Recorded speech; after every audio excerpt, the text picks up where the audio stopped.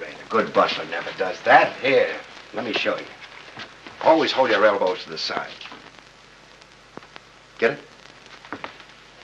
I'll be seeing you.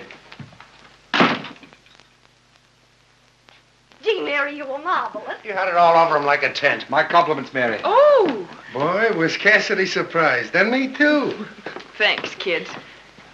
Well, I'm going to turn in. Sure, you must be tired. Fix up a drink for us, Red, will you? I need it. Is there any objection to me having a drink? Can I speak to you for a minute? Sure, come in.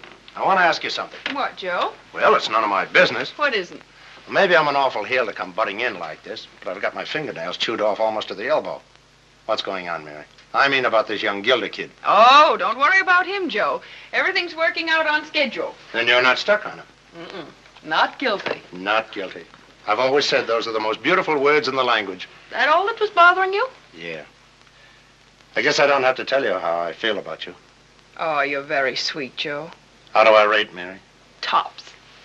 I feel pretty awful whenever you're out with Gilda. Listen, Joe. I told you once I'd make old man Gilda pay for what he did to me. Yeah, you told me. Well, I'm going to do it. It's all I've been living for since I came out. I'm going to brand him just as he branded me.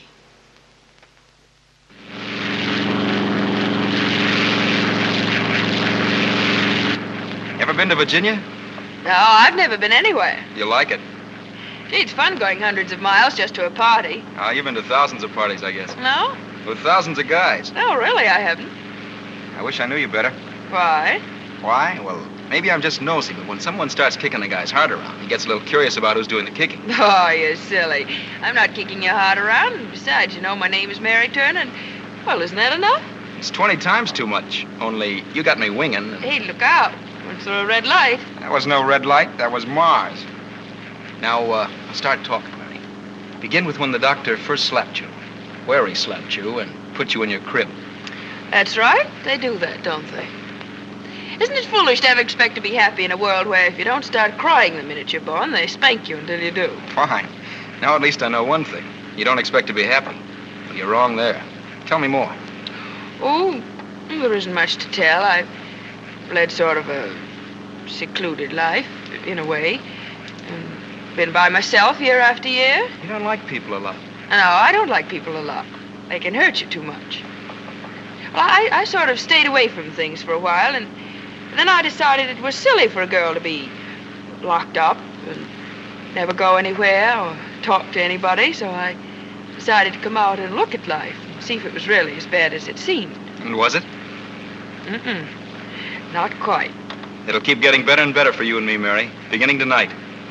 Hello, Dick. Hi, everybody. Hello, Aunt Carolyn. Hello, Warren. Hello, Dick. I'd like you both to meet Mary Turner. Mary, this is my favorite Aunt Carolyn and my cousin Warren. How do you do? How do you do?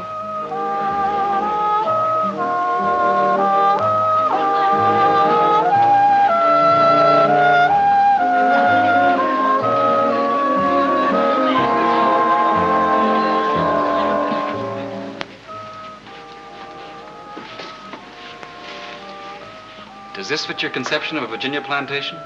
Well, I missed the chorus of pickaninny singing. Well, they quit us. They got a better job on the radio. You see those stables over there? You mean out there where I can't see anything at all? Oh, well, they're there. They're the scene of my first bloody nose. I hope you deserved it. Maybe. I tried to take out one of the hunters one day without my uncle's permission, and the colored stable boy said no. We argued, but you should have seen the other guy. He got two black eyes. I think so. You couldn't really tell. You like it here, don't you? Yes. It means my boyhood to me. Quiet, friendly, and easygoing. No rush or hurry. We do move faster, don't we? There isn't any time or distance anymore. People do everything at fever speed. They meet today, get married tomorrow, and divorce next week. I like that program, except for the divorce part. But we didn't meet today. We met almost a month ago. And have I let tomorrow slip by? There's always tomorrow. You mean that? Possibly.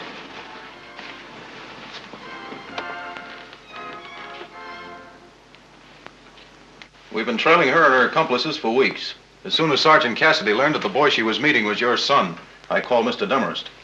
I'm very grateful for the information, Inspector. I'll put Dick straight about this young woman. I suggest you don't waste any time, sir. It seems the girl's made quite an impression on him.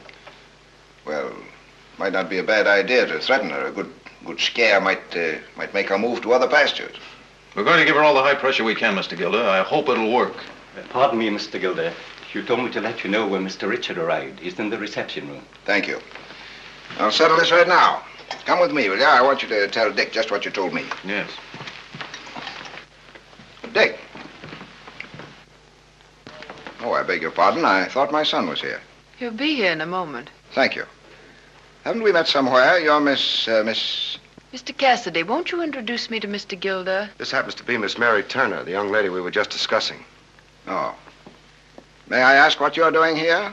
I came to meet you. I want to warn you, young lady, that any plans that you may have had better exclude my son. I'm sorry, Mr. Gilder. I'm afraid my plans include your son very definitely. I'm afraid that might be pretty inconvenient. Really? Yeah, I think some other city might be healthier for you.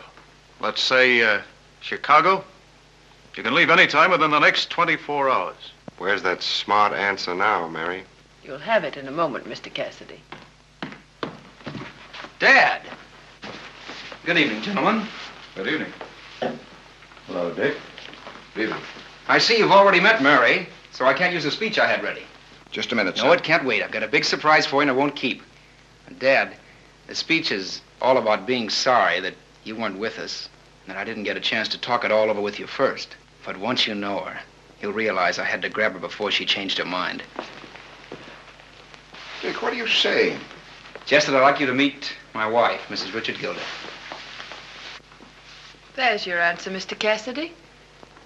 We were married this morning. Married? Yes, don't you understand? I said I married your son this morning. Wait a minute, Dick. Answer this carefully. Do you know anything about this lady? Has she told you where she's been and what she's done? Why, yes, she's told me everything I want to know. I see. That's enough. It's obvious that he doesn't know. That's sufficient grounds. We can have this marriage annulled. How about annulled? Yes, Dick. I'm sorry to have to tell you this. Terribly sorry. But this woman is a criminal. A criminal? She's a thief. She spent 3 years in the state penitentiary. And now she's the ringleader of a notorious gang of crooks. Ask Inspector Burke or Sergeant Cassidy. That's right. It isn't true, is it, Mary? Yes, it's true. You're married to a thief. Why, no, I'm not. You're no more thief than I am. You might as well face the facts, Dick. All you have to prove is that you didn't know this woman had a criminal record. Do you really think I married this girl without knowing her? Well, I know her better than anyone in the world. Better than you know her. Better than the criminal records know her. Mary never did anything wrong. It isn't in her. Mary, tell him I'm right. You were innocent, weren't you? In the eyes of the law, you're married to an ex-convict. Never mind that. Answer me. You were innocent. What difference does it make now? Your father sent me to prison and I served every minute of my time. 3 full years. And that's why you married my son. That's exactly why. Oh, you're wrong, Mary. You couldn't have. You married me because you love me. I married you because I hate your father and I knew how much it would hurt him. Don't say that. You can't live on hate, Mary. You can't get any satisfaction out of revenge. Stop it, son. It's no use. Yes, it is, because I'm speaking the truth, and Mary knows it. I can see she does. Your father's right, Dick. It's no use. You can't spend your life getting even. Mary, I'm no preacher. I don't pretend to be. All right, you married me for the wrong reason, but I married you for the right reason. Give yourself a chance, Mary. This man took away every chance I ever had. He took my life, my name. Yes, Mr. Gilder. You took away my name and gave me a number.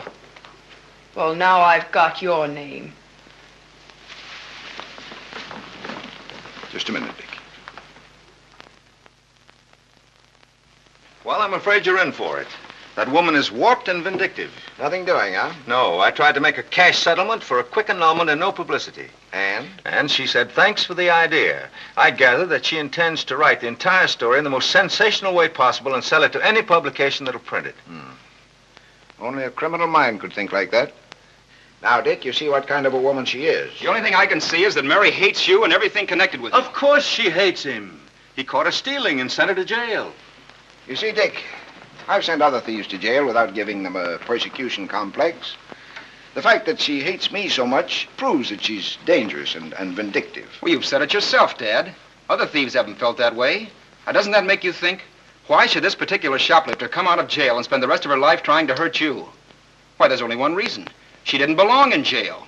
She must have been innocent, and I'm going to prove it. Really? How? I don't know yet, but I tell you she's innocent, and there must be a way to prove it. You have a world of self-confidence. How can you be so sure? You'll have to fall in love to find out, Mr. Demarest.